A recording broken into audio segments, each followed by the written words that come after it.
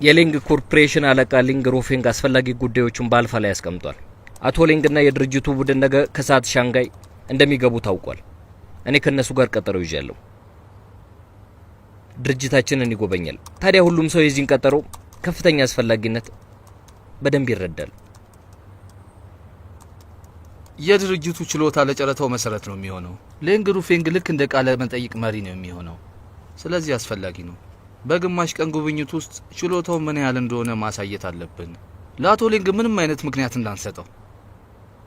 የመጀመሪያ ጠላታችንን ሁሉም ሲያውቃል። የቀድሞ ጓደኛችን ዳዩ ዦንግ ለዚህ ጉዳይ ለአመታት ያህል በደንብ ሲዘጋጅ ቆይቷል። ስለዚህ ልንረጋጋ ይገባል። እንዳለ መረጃ ከሆነ ዳዩ ዦንግ ከአቶ ሊንግ ጋር ግንኙነት ለማድረግ ቀጠሮ ይዘዋል። ተፎካካሪዎች እድል እንዲኖራቸው አይፈልጉም። ከጨረታው በፊት ከሱ ጋር እንዲገናኙ ማለት ነው። አንተን ለመቃወም አይደለም፣ ግን ሁላችንንም እዚህ የጠራህን ጠቃሚ ባልሆነ ጉዳይ ለመወያየት ነው። የኔ ሰዓት እንዳንተ አስፈላጊ አይመስልህም እንዴ? የጥገና ክፍሉ በርካታ ስራዎች አሉት። እንደሱም አትበል፣ አነናቃቸው።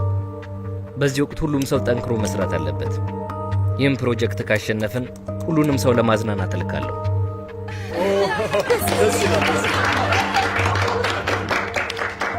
አለቃ ዣን፣ የአቶ ሊንግ አቀባበል እጅግ በጣም አስፈላጊ ነው። የአስተዳደር ክፍሉ እዚህ ላይ በደንብ መስራት አለበት። በዚህ ጉዳይ ለምን ትላለህ አለቃ? ይህን ጉዳይ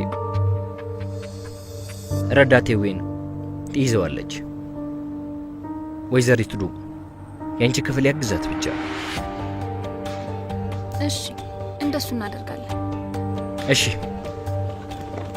የዛሬውን ስብሰባ እንዝጋ።